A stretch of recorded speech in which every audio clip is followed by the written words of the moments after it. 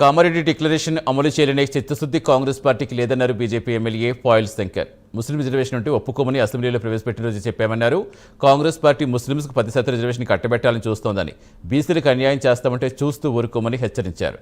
ముస్లింలకు 10% రిజర్వేషన్ ఇస్తున్నారు కాబట్టే అక్బరుద్దీన్, అసదుద్దీన్ కాంగ్రెస్కు మద్దతిస్తున్నారని ఎమ్మెల్యే ఆరోపించారు. 50 సంవత్సరాలు దేశాన్ని పరిపాలించినటువంటి కాంగ్రెస్ పార్టీ ఏ రోజైనా ఒక బీసీని ప్రధానమంత్రి చేయాలని ఆలోచించిందా?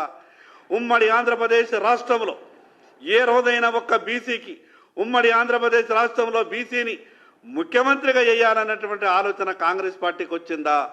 మరి అదేవిధంగా 5 ఏళ్లలో నలుగురు ముఖ్యమంత్రులను మారుస్తే ఏ రోజు కూడా ఒక్క బీసీకి అవకాశం ఇవ్వలేదు కాంగ్రెస్ పార్టీ. ఈరోజు ముస్లింలకు రిజర్వేషన్లు 10% కట్టబెట్టడానికి మేము పదే ఈ కాంగ్రెస్ పార్టీని హెచ్చరిస్తా ఉన్నాం. బీసీల హక్కులని మీరు ముస్లింలకు దోచి పెడతామనంటే బీసీలు ఎవరు కూడా చూస్తూ ఊరుకోవడానికి సిద్ధంగా లేరు. ఇంకొక మాట మాట్లాడుతూ ఉన్నారు, ఇదంతా దేశమంతా అమలు కావాలన్నట, దేశమంతా కూడా ముస్లింలకు 10% రిజర్వేషన్ అమలు కావాలన్నట. దాని కొరకే ఇంత గొప్పగా ఢిల్లీలో మీరు ధర్నా చేస్తూ ఉన్నారా? అందుకే మీకు అక్బరుద్దీన్, అసదుద్దీన్ ఓవైసీ ఆ రకంగా మద్దతు ఇస్తా ఉన్నారా? వాళ్ళు ఆ రోజు అసెంబ్లీలో మాట్లాడినప్పుడు కూడా మేము చెప్పినాం, వాళ్ళ మాటలలో కూడా మాకు అనుమానం వచ్చింది. కాంగ్రెస్ పార్టీకి స్పష్టమైనటువంటి ఆలోచన ఉన్నది.